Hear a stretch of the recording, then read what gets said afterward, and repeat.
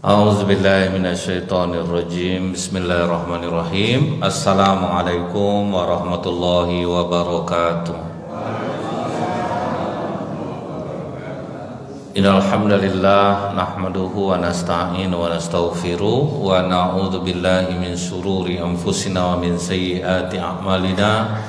May yahdihillahu fala mudhillalah wa may yudlil fala hadiyalah. Asyhadu an la ilaha illallah wahdahu la syarikalah wa asyhadu anna Muhammadan abduhu wa rasuluh. Allahumma shalli wa sallim wa barik ala hadzal nabiyil karim wa ala alihi wa sahbihi ajmain. Yang saya hormati Bapak Ketua Masjid beserta pengurus, alim ulama, tokoh masyarakat, cerdik pandai, Bapak Ibu, orang tua yang saya muliakan, hadirin hadirat yang semoga kita semua senantiasa dirahmati oleh Allah. Tidak bosan-bosannya kita selalu mengucapkan alhamdulillahirabbil alamin atas nikmat iman yang Allah karuniakan ke dalam hati Bapak Ibu sehingga ringan langkah kaki menuju masjid yang kita cintai ini. Duduk menjelang waktu syuruk, semoga apa yang Bapak Ibu lakukan ini dibalas Allah dengan pahala umroh dan haji mabrur insyaallah. Bersolawat kita kepada Rasulullah sallallahu alaihi wasallam dengan ucapan Allahumma sholli ala sayyidina Muhammad wa ala ali sayyidina Muhammad. Semoga dengan diringankan Allah lisan kita ini bersolawat, kita mendapatkan syafaat di yaumil akhir kelak. Dalam sebuah riwayat, Pak, di situ diceritakan pernah Nabi Isa alaihissalam sedang berjalan bersama sahabatnya yang disebut dengan Hawariyin. Waktu mereka sedang berjalan itu berpas-pasanlah dengan orang maling yang sudah manjat tembok, Pak. Jadi nampak oleh Nabi Isa. Nabi Isa memalingkan mukanya. Tetapi pertemuan itu menjadi asbab hidayah bagi orang maling nih, Pak. Pas dia nengok nampak dia Nabi Isa, Pak, di situ tuh menjadi asbab hidayah bagi dia. Nggak malu kau. Akhirnya kau dipertemukan sekarang dengan Nabi Isa. Inilah saat kau untuk berubah.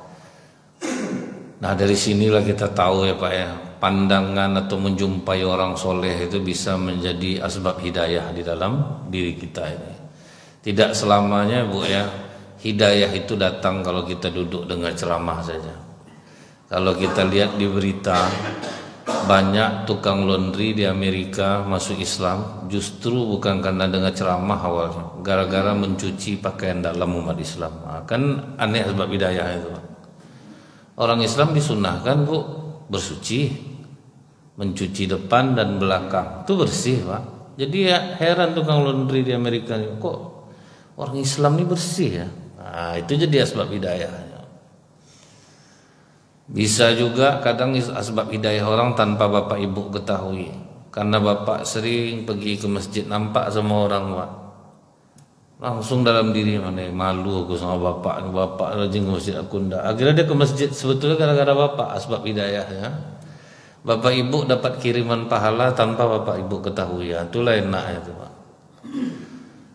Karena banyak juga orang, Bu, ya, tidak jadi asbab hidayah dia. Ada pengakuan seorang istri, suami saya itu Ustaz dengar ceramah rajin macam ikan salai matanya menengok Ustaz, tidak berkedip-kedip. Tapi tidak ada yang diamalkannya satu pun, Ustaz. Di rumah jahat. Kan ada juga tuh, Pak. Berarti tidak juga bisa jadi asbab hidayah. Gitu. Di rumah itu berbeda dia, Pak. Dia ngaji rajin tapi tidak ada yang masuk. Gitu juga ada ibu-ibu, Bu, sampai tua tidak menutup aurat. Ngaji paling rajin, Pak. Ngaji paling rajin, mulut paling tajam, Bu. Itu bingungnya, Pak. Sampai heran masyarakat, kemana begilmu dia ini ya. Paling rajin, kemana wirid datang. Tapi rupanya tanggung jahatnya, Pak. Jadi asbab hidayah ini macam-macam. Nah, kemudian, Pak, kenapa Nabi Isa memalingkan wajahnya? Nabi Isa ini terkenal seorang Nabi yang sangat menutupi aib orang, Pak. Jadi dia biarlah menganggap tidak tahu apa-apa daripada dia harus tahu.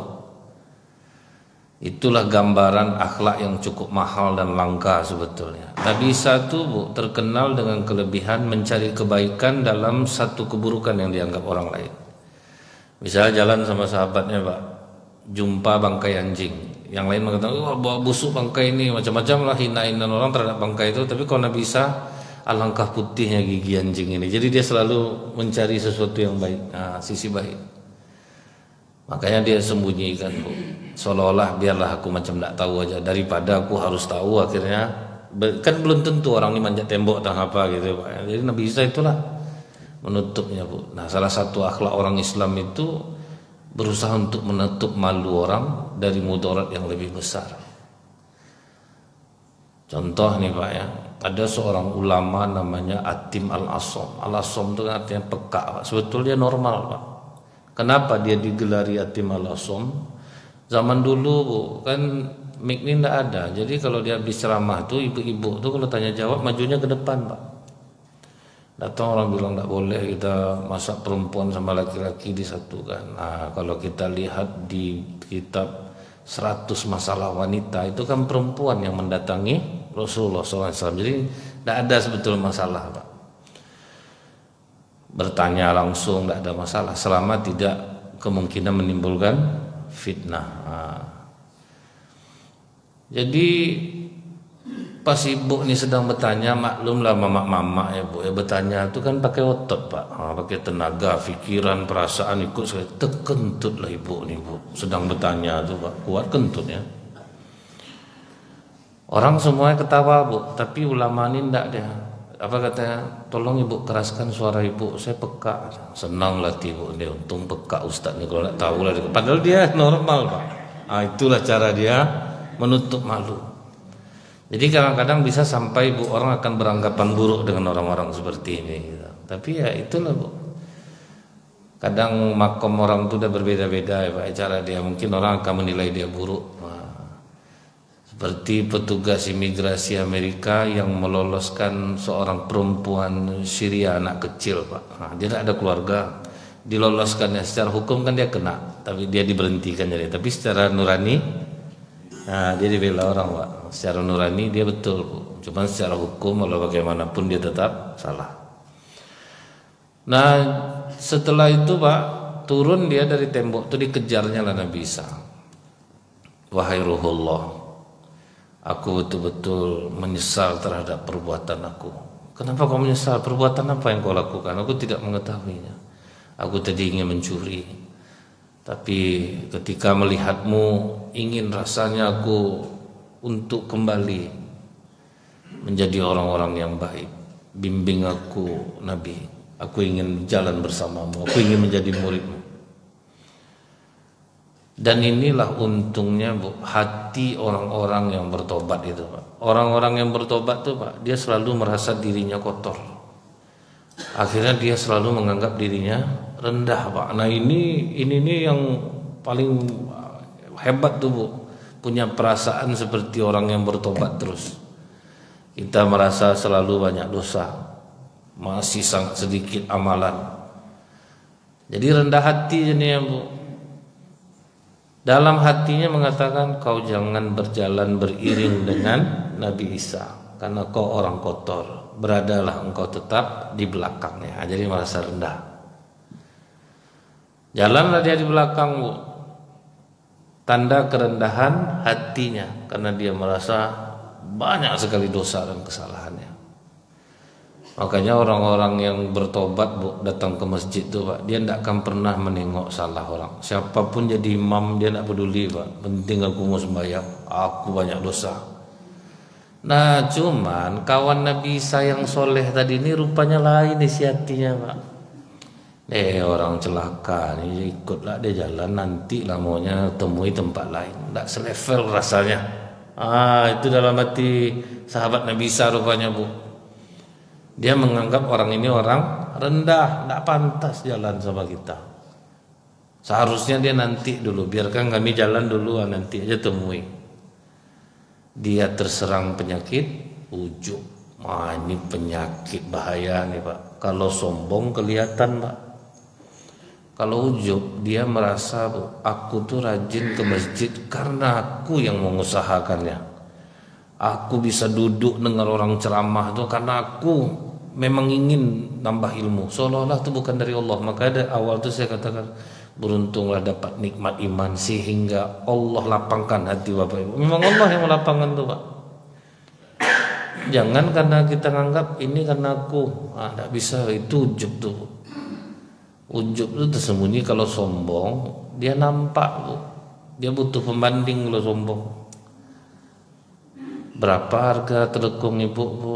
Tidak usah lah kau tanya lagi, pingsan kau nanti dengan harganya. Itu sombong Pak. Jadi dia beda dia. Ujub ini tidak kelihatan kita sama Allah tuh. Kita di luar orang tetap nampak kita soleh Pak. Misal macam Bapak Ibu menengok saya, ini Ustaz Nazril ini orangnya baik. Ini dalam hati saya ini memang lain Ustaz, memang lain baik saya. Kena Pak. Jadi ini salah satu amalan pemusnah, sifat pemusnah amal. Turun malaikat Jibril mengatakan kepada Nabi Isa, katakan kepada orang yang di belakangmu, tobat dan dosa-dosanya diampuni oleh Allah. Sampaikan kepada sahabatmu, amal ibadahnya habis karena dia telah merendahkan orang yang bertobat. Artinya tahu Allah. Ini yang harus kita waspadai Bapak Ibu. Karena orang-orang yang udah rajin ke masjid itu rata-rata merasa ahli surga Pak. Itu ngerinya tuh Pak. Orang ini masuk neraka sama dia semua. Itu yang ngeri. Maka saya bilang Pak, beruntung orang yang punya hati-hati yang bertobat, karena dia terlalu merasa kotor Bu. Kalau orang udah rajin-rajin sholat, rajin ngaji Bu, kadang pindah masjid dia sholat Bu. Kenapa pindah Pak? Makhraj huruf imam itu kurang tepat Ustaz. Jadi dengungnya itu kurang. Itu Pak, itu banyak kena tuh Pak. Dia pokoknya udah merasa dirinya hebat. Apa enggak parah penyakit ini? Rupanya banyak orang Islam punya penyakit ini Pak. Enggak sedikit Bu. Dari mulai orang biasa sampai para ustaz. Tapi kalau tengok orang-orang di masjid tuh Pak, yang rendah-rendah hati itu deh, dia nih pasti merasa dirinya kotor nih. Hati yang macam itu yang harus kita miliki terus Pak. Karena Bu, cara Allah memandang seorang hamba beda sama kita Pak. Mungkin di mata manusia dia rendah Bu, tapi di mata Allah dia mulia Pak. Contohnya siapa Bu? Wahid Al-Qarni. Di tengah manusia orang tidak ada mengacuhkannya Pak.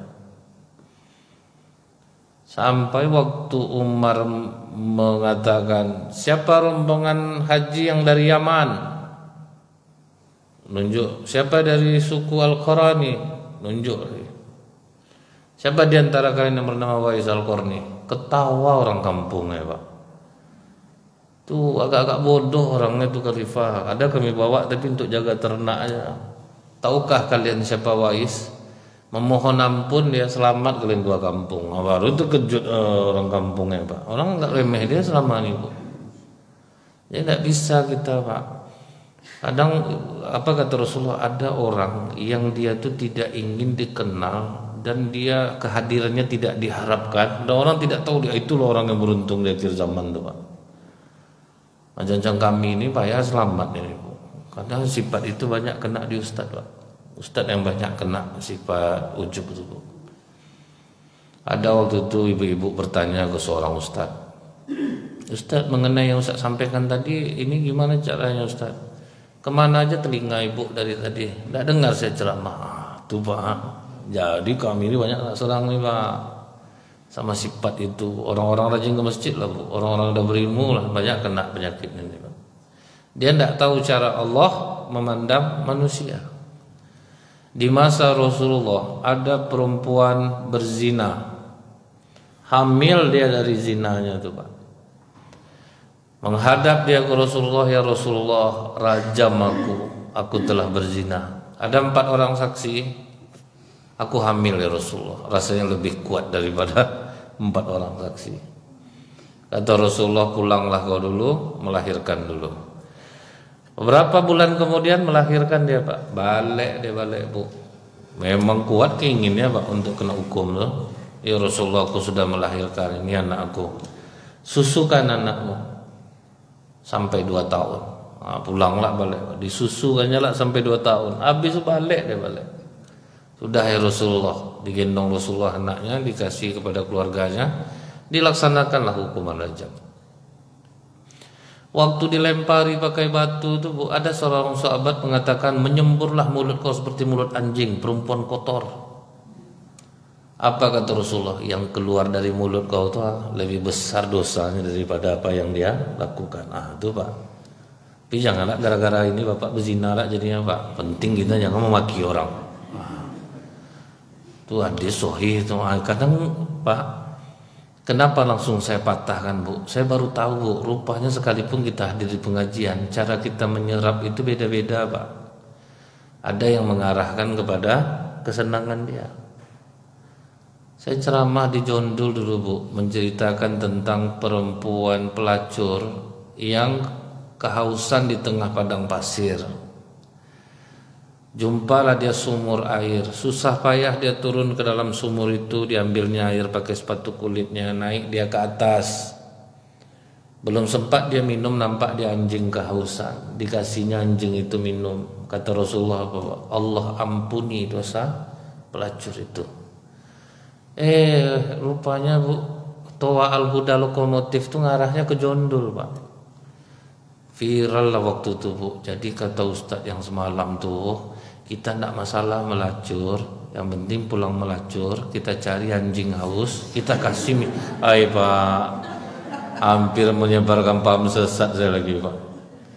Untung utuh orang dengarnya tuh, Bu, ya. Macam ini kan bisa salah hati orang, Pak, salah persepsi orang jadinya.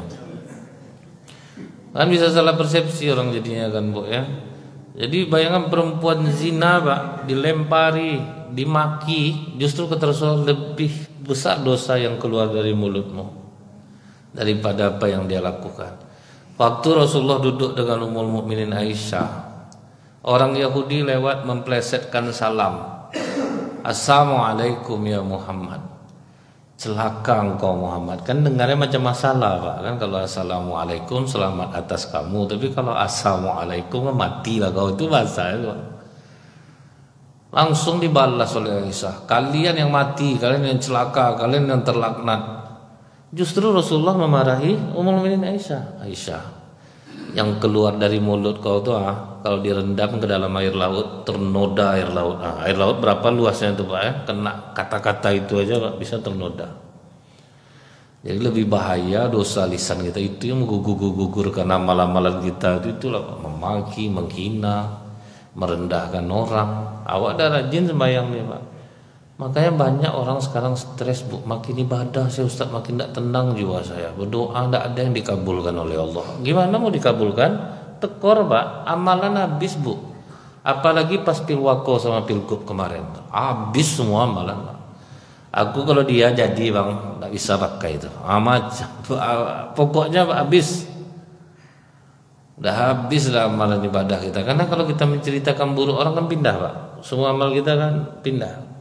Kalau iri dengki habis dimakan seperti kayu bakar yang dimakan api. Kalau ujub punah. Gimana coba? Itu semua kita buat, Bu. Ibu-ibu ini menjelang pengajian dimulai itu sempat udah dengar kabar Kak suami siapa sakit. Itulah dah. Dia tuh tidak sadar. Tidak saya. Dah menjelang ngaji aja tuh udah start langsung tuh, Pak.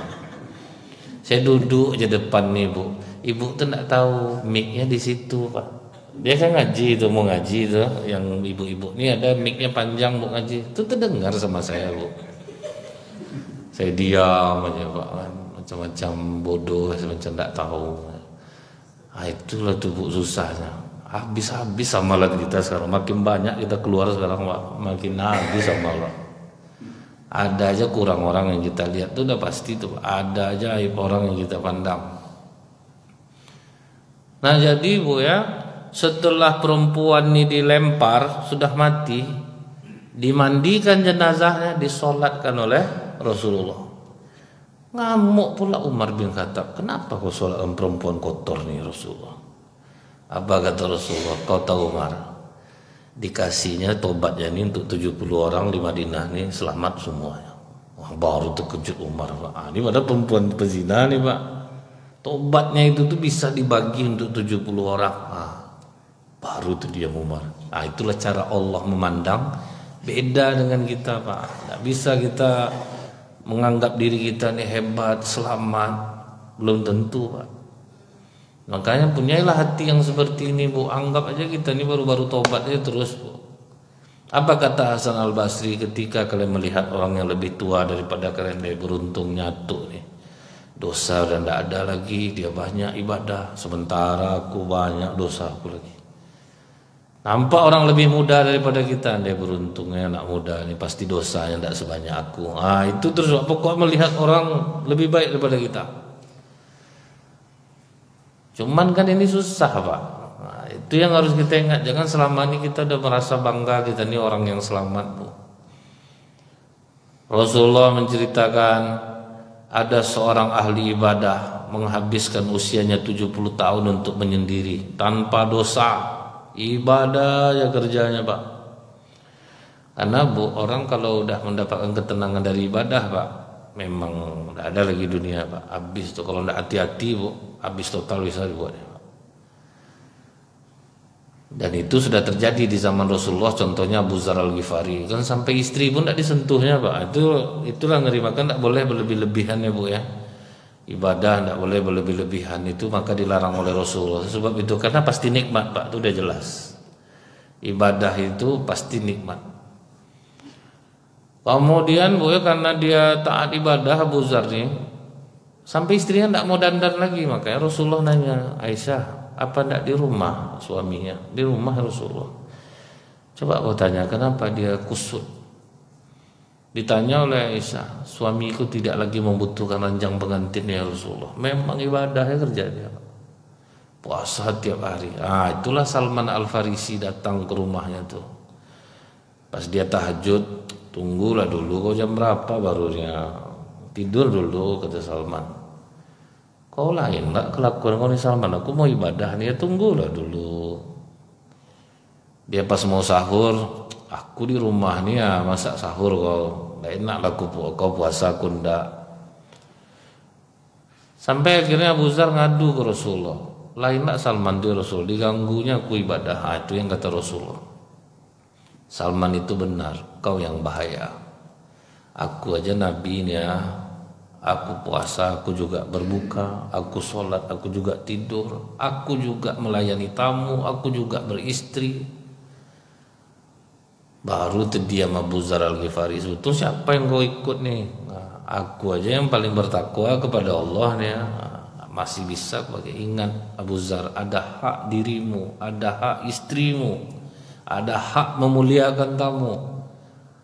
Kalau tidak puasa tiap hari dia, Pak, tiap hari dia puasa. Siapa, Bu, yang tidak nikmat ibadah? Pasti nikmat, Pak. Cuma kalau terlanjur masuk berlebihan. Dulu ada sampai perempuan saking nikmatnya ibadah dipasangnya tiang, Pak, di masjid itu. Jadi kalau dia capek nyandar dia di tiang tuh, Bu. Masukkannya tangannya ke tiang tuh, bergantung dia. Datang Rasulullah, siapa yang punya ini? Zainab. Rasulullah buka. Ngapa kalian memayah-mayahkan diri? Jadi letakkan sesuatu pada tempatnya. Kalau enggak bahaya, Bu. Kemudian dia beribadah selama 70 tahun itu, tidak ada dosa, berpuasa setiap hari, dan Allah sayang sama dia, Pak. Sengaja ditumbuhkan Allah pohon delima yang selalu berbuah untuk dia. Akhirnya meninggallah dia.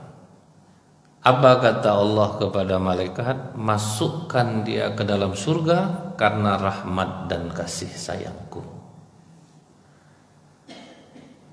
Protes dia, Pak. Dia menganggap apa? Kok gratis aku masuk nih? Ya Allah, aku tidak ada buat dosa. Kapan tidak dihitung amal aku? Kok masuk surga karena giveaway, Pak? Kan gara-gara pemberian tuh, rahmat dan kasih sayang Allah. Tidak dihitung Allah amal dia. Tunggu dulu ya Allah. Kok aku masuk tuh bukan karena amal ibadah aku?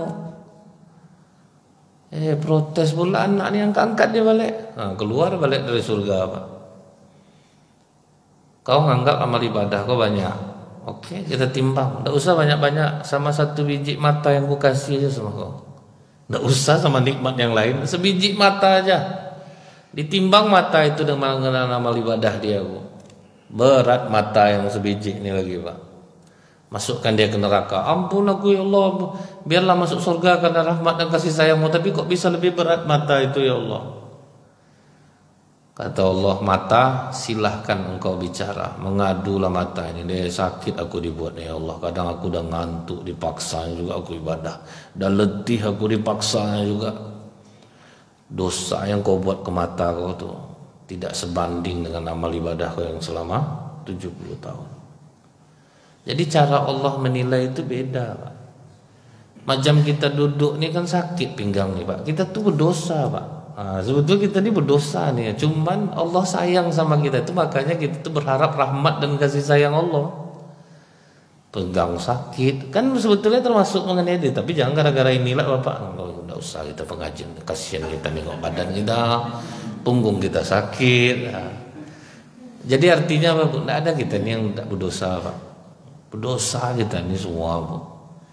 Makanya kita tuh masuk surga karena rahmat dan kasih sayang Allah. Sayang Allah, kita mau berkorban, sakit-sakit badan datang juga ke masjid. Itu tuh yang membuat Allah sayang sama kita tuh, Pak. Jadi itu, Bu, ya.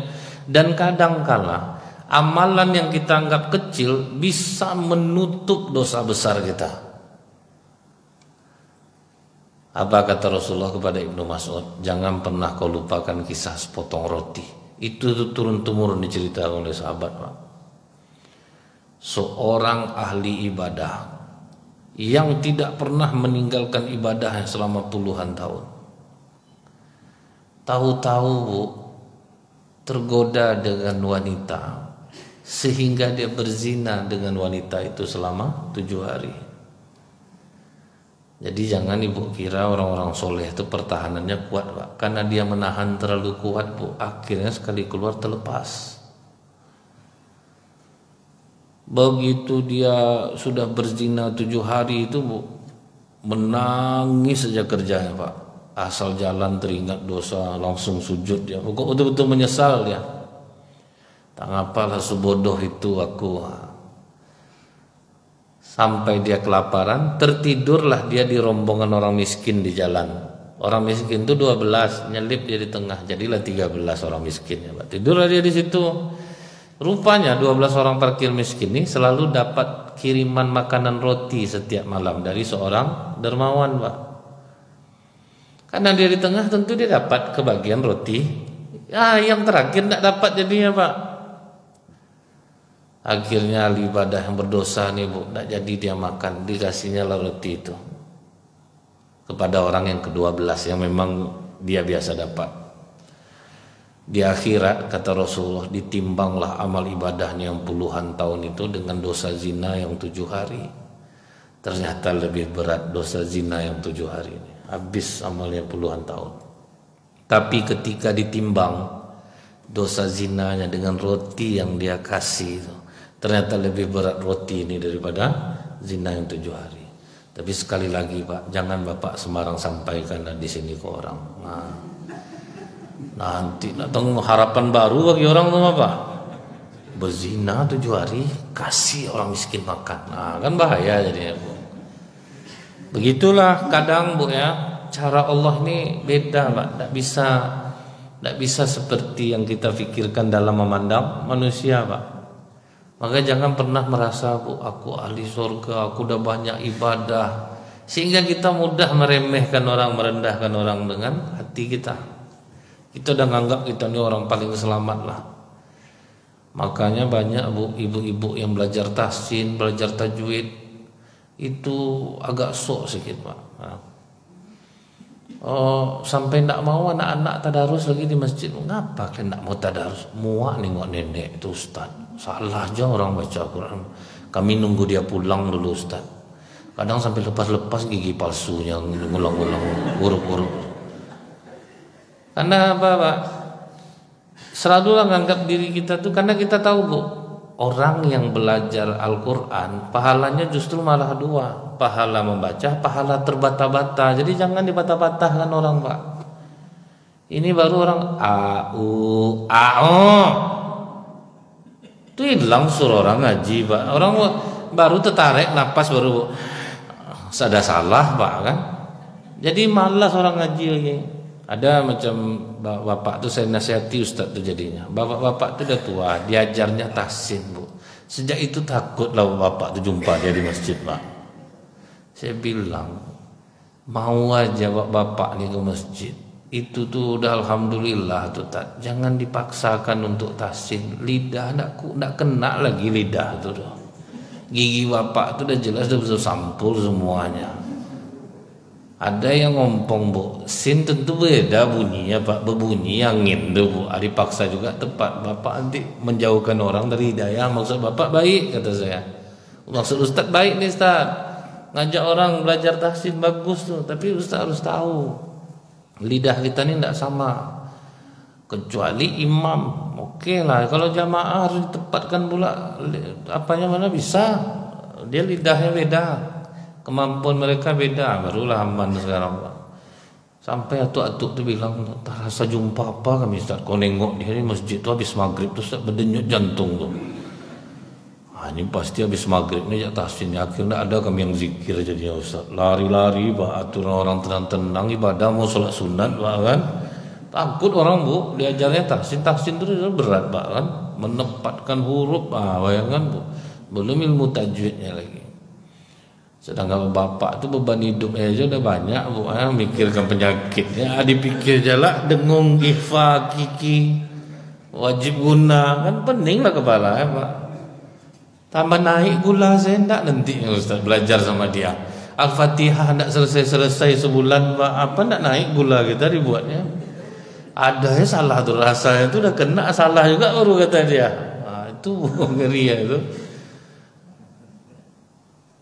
Kemudian Pak, mungkin Bapak Ibu masih ingat. Pernah di Madinah lama hujan tidak turun. Udah dipimpin oleh ulama Madinah sholat istisqa sampai berkali-kali tidak ada hujan turun satupun.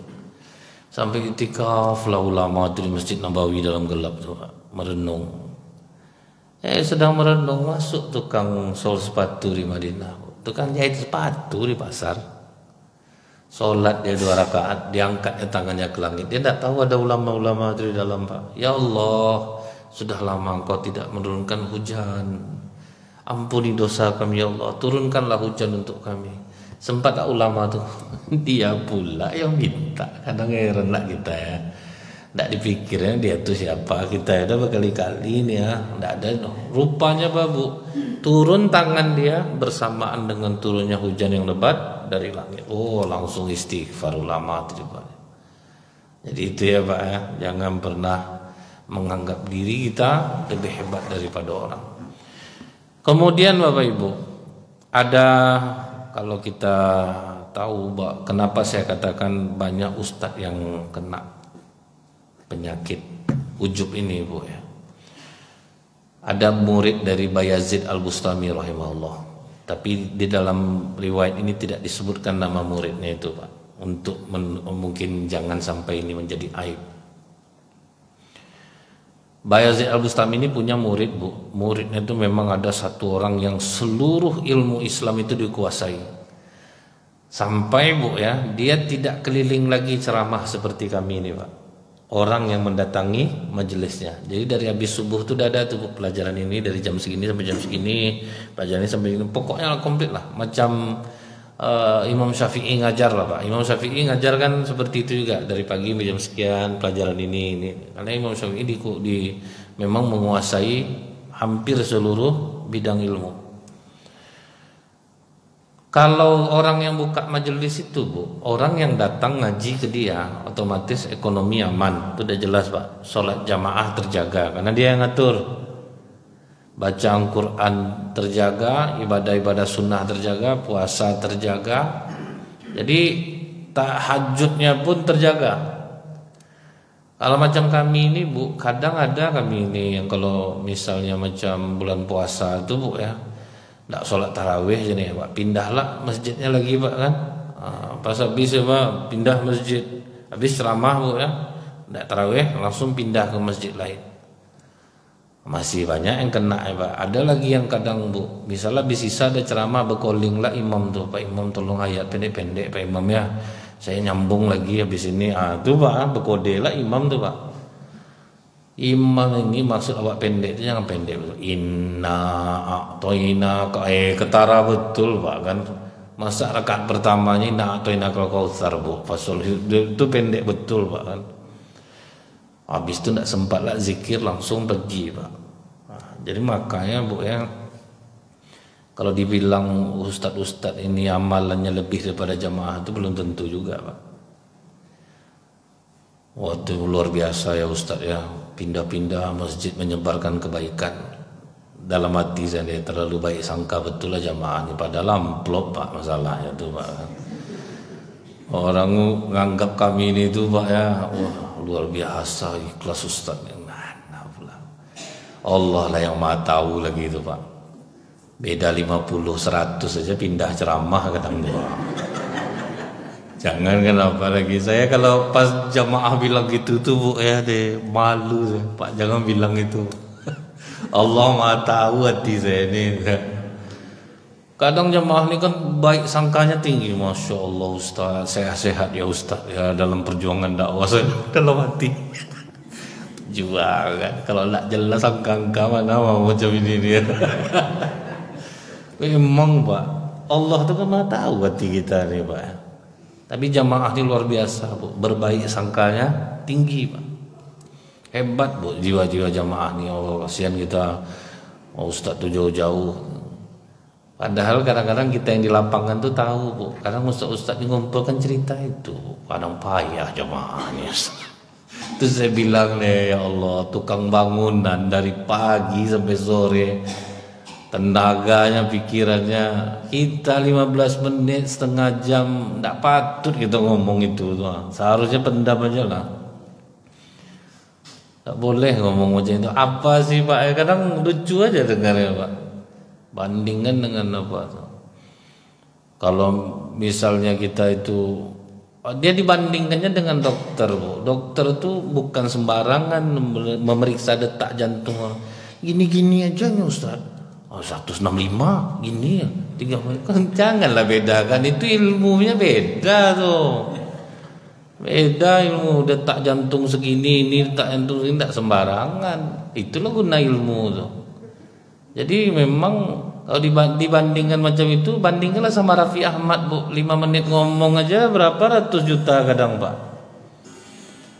Nah, sementara guru bu ya, kerjanya payah, ada kalau diwawancara berapa gaji sebulan? 300.000, 500.000. Ada orang kerja ngomong 5 menit aja deh pak, ratusan juta. Wah, jadi masing-masing orang itu berbeda-beda. Yang kita ini ibarat itu tidak perlu dibandingkan sebetulnya pak. Memang tidak bisa dibandingkan. Memang ngeluh itu yang tidak boleh sebenarnya bu kan. Nah kemudian pak, setelah kita tahu bahwa amalan murid Bayazid Al-Bustami ini komplit, yang disampaikannya kata-kata baik setiap hari pak. Setiap hari dia menasihati baik sama orang. Tapi apa pengakuannya kepada gurunya Bayazid Al-Bustami? Tidak pernah aku menemukan ketenangan jiwa guru. Aneh kan pak? Tiap hari ceramah nasihati orang yang baik-baik, amal ibadah terjaga, tapi hati aku tidak pernah tenang guru. Perasaan aku selalu gelisah. Apa jawaban Bayazid Al-Bustami? Kau telah menutup dirimu dengan Allah. Maksud guru apa? Kalaupun aku sampaikan obatnya, aku yakin kau tidak akan bisa membuatnya, mengamalkannya. Apa itu guru? Jubah kau ini terlalu bagus menurut aku. Rupanya pak bisa ustadz ini kena dari pakaian yang dia pakai. Kan ada kami ini bu yang ingin betul dianggap seorang yang soleh gitu pak. Kan kami sendiri yang tahu tuh pak. Orang kan tidak tahu. Belum tentu juga dengan gaya yang sederhana berarti dia ikhlas juga, enggak. Bisa jadi dia ingin dianggap orang rendah hati, kan beda lagi itu pak. Tapi ada lagi bu, pakai sorban, pakai jubah, ingin dianggap orang soleh. Di Masjid Kulim dulu tuh ingat saya ada bapak tuh bu, paling suka tuh tiap Jumat tegak di pintu, pakai jubah putih, pakai sorban, pakai syal, pakai lagi luarannya tuh. Orang Indonesia ini bu asal nampak orang macam itu kan orang soleh katanya pak. Salam, orang cium tangan. Kami tahu bu, bapak tuh gila sebetulnya. Orang salam cium tangan kami tak tahan pak. Itulah orang Indonesia ini sebagian kayak gitu bu. Pas nampak bapak tuh sholat, rukuknya sampai 4 kali, bu, menunduk yang salam cium tangan tadi, pak. Ada orang anggapannya gitu, pak. Pokok kalau orang macam ini soleh lah nih. Ada orang tuh berpakaian tuh, bu, ingin dianggap lebih dia daripada orang lain. Jadi lebih bahaya lagi, pak, kalau orang umum yang bergaya dia, pak, mungkin tidak ada masalah. Tapi orang yang ingin dianggap soleh itu bisa jadi masalah, pak. Karena ini hubungannya masalah iman. Oh, jadi rupanya, bu, di jubahnya itulah membuat dia ujub, ingin berbeda daripada murid-muridnya. Bergayalah dia, bu. Maka kata gurunya itu, obat kau ni ya, kau tukarlah jubah kau ni dengan biasa. Karena apa? Apa yang dipakai raga akan mempengaruhi jiwa. Anak kecil, bu, dikasih baju tentara langsung tegap badannya, pak. Dikasih baju polisi jadi polisi dia. Itu yang patah kaki dulu, dipasangkan mamaknya baju Superman, bu, dibantainya meloncat, pak, dari tangga ke bawah, patah kaki langsung. Karena dia membawa ke dalam jiwanya, pak.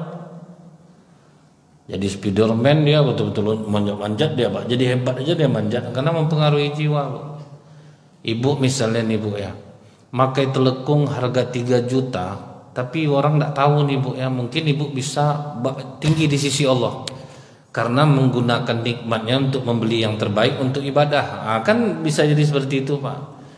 Cuman kalau lain hati kita, bu, merasa berbeda kita, itu yang susah, bu. Maka kadang, bu, ya, ingin dianggap ustaz tuh kadang duduk aja beda, tuh. Pas jadi imam dia, bu, tak tanggung panjang-panjang ayatnya. Pas sholat 2 rakaat, pak, qul huwallahu ahad, qul a'udzu birabbin nas. Tapi kau jadi imam, bawa sangka udah ujung ayat tuh, bu, sambung balik, bu, kan. Orang udah begini, pak, lupa. Ya tolonglah tukar ujungnya tuh, gitu, pak. Jangan dipanjangkan sedikit. Nih, Allahu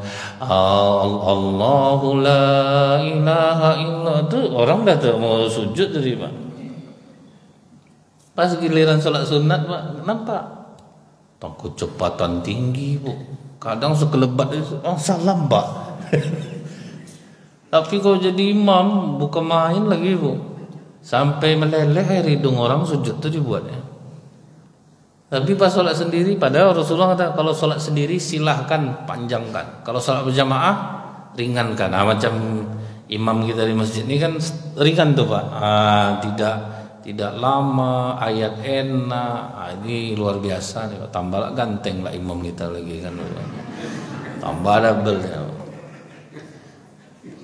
Jadi rupanya, bu, jubahnya itu bisa membuat dia naik hati jadinya. Kata Bayazid Al-Bustami, kau ganti jubah kau dengan jubah biasa sekarang, kau gantung kacang di leher lo. Kau pergi ke pasar, kau panggil anak-anak kecil, siapa yang mau menampar kepala kau, kasih kacang sebungkus. Ngeri enggak pengobatannya itu, pak? Gurunya nyuruh itu, pak. Ngeri pengobatannya, bu. Habis kacang kau tuh, kau tambah kacang lagi, pergi kau ke majelis di mana orang sangat menghormatimu. Pergi kau ke sana, habis kau ngaji, kau suruh jamaah kau melempang kepala kau, kasih kacang sebungkus. Langsung kata muridnya nih, subhanallah guru, la ilaha illallah, Allahu akbar. Tidak mungkin aku melakukan perbuatan sehina itu. Teng, penyakit kau ini. Aku sebetulnya akan menyuruh kau macam itu. Aku hanya ingin mendengar respon dari mulut kau. Ternyata memang ujub penyakit kau. Mulut kau mengucapkan subhanallah tadi, maha suci Allah. Sebetulnya kau menganggap aku ini suci, guru. Tidak mungkin aku melakukan pekerjaan hina itu. Kafir keluar dari mulut kau nih. Kau bukan menyucikan Allah, kau menyucikan dirimu sendiri. Itu, pak. Kau katakan la ilaha illallah, tiada Tuhan selain Allah. Kau aja udah menganggap diri kau Tuhan di majelis itu, karena kau yang menganggap bahwa kaulah yang ngasih orang petunjuk. Bahaya tuh, pak. Kalau sempatlah petunjuk tuh, bu, manusia yang ngasih. Udah Islam paman Rasulullah Abu Thalib tuh, pak. Buktinya apa, bu? Abu Thalib musyrik meninggalnya, pak. Berarti apa? Rasulullah tidak bisa ngasih orang hidayah, pak. Jadi janganlah kalau ndak aku nunjukkan dia dulu tuh ke jalan kebenaran, entahlah. Seolah-olah kita yang ngasih orang hidayah. Macam kami ini ceramah, Pak. Apakah kami ngasih hidayah ke Bapak Ibu ini? Kesempat itu perasaan saya ini, Bu, hancur lah saya. Nah, jadi dia mengatakan tiada Tuhan selain Allah, sedangkan dia sudah menganggap dirinya Allah. Berapa banyak ustadz? Kenapa besok di akhirat itu Pak, ustadz yang berada di neraka paling bawah? Ternyata apa yang diajarkan mereka kan besok, Bu, ustadz-ustadz nih sambil berputar-putar di neraka menarik-narik ususnya. Saya heran, Pak, kenapa kok ustadz yang banyak? Oh, rupanya banyak yang meleset, Bu, yang udah nganggap dirinya tuh Tuhan. Salam, cium tangan, sekarang tambah lah cium kaki lagi, Pak. Sudah itu ada saya nengok tuh, Pak, tuh sisa air kaki dicuci, diminum. Oh, ngeri, Bu. Sudah tuh orang bersalam, saya tengok, Bu, ada orang bersalam ngasih amplop agak panjang doa sedikit, Masya Allah, terus sedikit amplopnya, wah, pergi. Nampak bedanya, Pak. Kan kamera nih, Pak, hati-hati lah, nampak semua tuh. Jadi ya makanya sekarang, Bu, diserang betul oleh ulama Nusantara, Pak, hal-hal seperti itu tuh.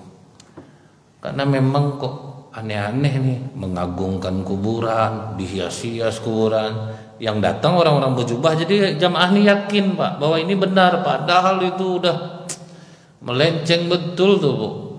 Udah menghias-hias kuburan sampai mengorbankan diri untuk pergi ziarah ke sana ngalap berkah atau apalah macam-macam lah dalilnya itu, Pak. Sekali dibongkar kotak infak kuburan tuh, Bu, mau 5 karung, Pak. Berarti kan ini sebagai investasi, Pak. Jadi dibuat-buatlah cerita gitu, Bu, ya. Khurafat, bagaimana kelebihan ini dengan gaya seorang yang soleh, akhirnya jamaah percaya, Pak. Kadang lo ceramah tuh, Bu, alhamdulillah ini ada kain penutup makam Rasulullah. Padahal banyak jual di Shopee, Bu, ada ukurannya itu. Banyak loh, Pak, kiswah Ka'bah itu kan replika-replikanya, Bu. Jadi saya perhatikan orang tuh ceramah, siapa yang mau ngambil berkah ini penutup makam Rasulullah. Jadi nanti jamaah tuh jalan cium kiswah tuh rupa ngasih amplop bawahnya, Pak.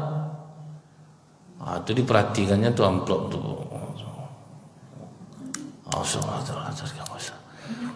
Itu agak tebal tuh, Bu. Tuh kalau ditengoknya rupa ngasih siwak, Pak. Jadi khusus yang agak banyak duitnya panjang itu diolahnya jamaah nih, Pak. Oh, baru situ saya paham. Pantas Ustadz nih banyak dikerak neraka karena dia menganggap dirinya tuh Tuhan, Pak. Orang akhirnya nurut. Disuruh apa aja nurut, Bu. Ini kita nih mau mengadakan maulid, siapa yang mau nyumbang untuk Nabi nih, bukan untuk saya, untuk Nabi. Berapa? 100 juta, salaman sama saya, salaman. Itu panjang doanya tuh, 100 juta. Kau berapa? 25 juta. Ya semoga Allah mudahkan segala urusan. Tadi lama, Pak, yang 100 juta. Bahkan ada yang menghina sahabat Nabi, Bu. Untung kita nih di Indonesia. Kalau sempat di Afrika jadi Bilal kita. Kan berarti menghina tuh. Jadi memang ngeri sekarang, Ibu. Hebatnya kiai-kiai sekarang di Nusantara ini mulai membuka tabir itu. Hati-hati kita dalam berguru. Kau mengatakan Allahu Akbar, sebetulnya kau sedang mengagungkan dirimu sendiri. Nah, itu kena dia, Bu, jadinya. Jam berapa suruh, Pak? Udah. Berapa menit lagi? 10 menit lagi. Oke. Jadi ustadz aja bisa kena dengan perangkap ujub seperti ini. Kemudian, Pak, Rasulullah menceritakan kepada para sahabat. Ada dulu seorang nabi yang memiliki umatnya itu 70.000 orang, itu untuk mengungkapkan jumlah yang sangat banyak, dan tidak pernah terkalahkan. Nabi ini pun tidak disebutkan namanya. Ini ada di hadis Tirmizi, kemudian riwayat Ahmad, kemudian riwayat Muslim. Itu terdapat di bab, kalau Tirmizi juz 2 halaman 236, Muslim juz 8 halaman 209, kemudian Ahmad juz 1 halaman 16. Jadi hadis ini sahih, Pak. Karena dia tidak pernah terkalahkan, Pak. Sampai dia menganggap kekuatan itu bukan dari Allah. Kita yang kuat, kemudian Allah kita bantu untuk disembah. Itu tibanya, Pak. Kan kita banyak juga merasa seperti itu, Bu. Kita lah yang punya kuat, kita lah yang nolong orang, kita lah yang ngeluar orang dari kesulitan. Nah, kalau enggak aku yang nolong dia, terjadi apa dia tuh? Kan ini pula nih, Pak. Macam enggak pernah lah kita ditolong Allah lewat orang gitu. Jadi sampai Nabi ini nganggap, itulah karena kekuatan kita ini terbantu Allah. Nah, kan itu, Pak ya. Terbantu Allah karena kita. Oh, ngamuk Allah, Pak. Apa kata Allah? Aku berikan kau pilihan hukuman 3, pilih salah satu. Yang pertama, aku cabut kekuatan kalian hingga kalian mudah dikuasai oleh musuh. Yang kedua, aku kasih kalian musibah kelaparan. Yang ketiga, aku matikan kalian semuanya. Akan berat hukumannya itu, Pak. Kita ini ada, Bu. Saya tengok orang-orang yang dicabut Allah kekuatannya. Kalau petinju Deontay Wilder waktu lawan siapa itu, Pak, yang orang Inggris itu. Deontay Wilder itu, Bu, sekali mukul orang jatuh-jatuh, dapat sekali dicabut Allah kekuatannya, Pak. Dialah yang tunggang langgang di ring itu dibuat. Petinju yang satu lagi nih, betul-betul macam inilah ya rupanya ya. Allah yang ngasih kekuatan tuh. Terkejut dia, Pak, sekali itu dia ninju orang, Bu, tidak mau jatuh-jatuh, Pak. Selama ini kuat. Itu bukti bahwa kekuatan itu sumbernya dari Allah. Kalau udah dicabut Allah kekuatan kita nih, Pak, tidak bisa apa-apa lagi. Dulu perkasa apa segala macam, kuat, rasa tidak akan sakit-sakit, Bu. Dicabut Allah kekuatan, selesai sekali, Pak. Kemudian Nabi ini akhirnya diajaknya lah musyawarah umat ya, Pak. Kita udah salah. Selama ini kita menganggap kekuatan itu sumber dari diri kita sendiri dan kita yang membantu Allah. Karena ujub kita ini, kita dikasih Allah 3 pilihan hukuman. Yang pertama, kita dikuasai musuh, dicabut kekuatan kita mudah dikuasai musuh. Yang kedua, kita dikasih kelaparan. Yang ketiga, kita dimatikan. Maka kata umatnya itu, kami serahkan kembali kepadamu Nabi. Dan Nabi ini mengembalikannya kepada Allah. Terserah engkau ya Allah, mana hukuman yang pantas untuk kami. Maka kata Allah apa, Bu? Aku matikan kalian semuanya. Jadi dalam 1 hari itu matilah mereka seperti lalang yang dibakar, Pak. Mati semuanya. Kenapa dikasih Allah kematian, Bu? Kalau dikuasai musuh udahlah hina, mati juga, Pak. Kalau dikasih lapar, lemah juga, mati juga. Bagus dimatikan. Itulah pilihannya tuh, Bu. Kenapa Rasulullah ceritakan kepada sahabat? Rupanya kena sahabat penyakit ini, Pak. Setelah penaklukan kota Mekah, kan memang jumawa umat Islam tuh, Pak, menyingkir semua orang Quraisy. Hebat umat Islam. Habis dari penaklukan kota Mekah langsung ke Hunain. Karena Hunain itu kecil, Bu. Apa kata sahabat? Sebentar selesai nih. Sebanyak nih kita, tidak akan ada, tidak akan goyang kita nih. Ternyata, Pak, dicabut Allah rasa berani umat Islam, Bu. Itu diceritakan Allah dalam surah At-Taubah ayat 25. Sungguh Allah telah menolong kamu di banyak medan perang, dan ingatlah perang Hunain ketika jumlahmu yang besar itu membanggakan kamu. Jumawa umat Islam, Pak, kena ujub, Bu. Tetapi jumlah yang banyak itu sama sekali tidak berguna bagimu, dan bumi yang luas terasa sempit bagimu. Kemudian kamu berbalik ke belakang, lari tunggang langgang. Bisa jadi pengecut, Pak. Ngeri tak tuh, Pak? Pemberani itu umat Islam, Bu. Bisa lari tunggang langgang karena merasa diri jumlah banyak. Tinggallah Rasulullah sama Abu Sufyan. Nah, disitulah Rasulullah kena lembing perutnya itu, Bu. Karena tinggal sendiri, Pak, sama Abu Sufyan. Yang lain lari tunggang langgang. Akhirnya kata Allah dalam surah At-Taubah 26, aku turunkan ketenangan kepada Rasulnya dan kepada orang beriman. Nah, jadi siapa yang ngasih ketenangan itu, Bu? Allah, Pak. Yang bisa membuat tenang jiwa kita ini Allah. Baru balik, mungkin orang-orang beriman tuh balik. Setelah itu baru diselesaikan Allah. Aku turunkan tentara yang tidak terlihat. Kalau enggak udah hancur umat Islam waktu itu, Pak. Jadi yang bisa menenangkan kita tuh Allah, yang mencabut, yang membuat kita penakut ke masjid sampai mengguncang-guncang kunci pintu tiap sebentar itu tuh, kan Allah mencabut ketenangan dari kita tuh, Pak. Sampai pintu rumah ibu tuh rusak bukan karena dicongkel maling, Bu. Ibu goncang bertahun-tahun tuh, Bu. Mau pergi subuh tuh kan goncang tes. Itu tuh aja dia. Kadang kita ke masjid tuh, Pak, saking takutnya hilang sendal kiri sama kiri kita bawa, Pak. Jadi payah kita ini berharta, Bu. Awak ada rajin sholat, kan Allah ngasih rasa takut tuh, Pak. Sampai kiri sama kiri, Bu, panik lah orang maling dibuatnya. Kok aneh sendal orang jamaah masjid ini kiri semua. Ada lagi, Bu, dibawanya sendal satu taruh depan masjid, satu di belakang masjid. Sudah itu dia kehilangan, Pak. Di mana dia? Itu payah. Sampai saya tengok, Bu, ya, masjid-masjid yang ada apa tempat situ sebelah, nanti di situ lagi sebelah. Itu kan rasa takut dikasih Allah tuh, Pak. Nggak tenang jiwa kita tuh, Bu. Walaupun kita udah rajin sholat nih, Pak, ya. Salah satu penyebab kegelisahan itu ternyata kita sering ujub dan menganggap rendah orang lain di dalam hati kita. Kalau ini yang kita lakukan, kita akhirnya pencemas, Pak.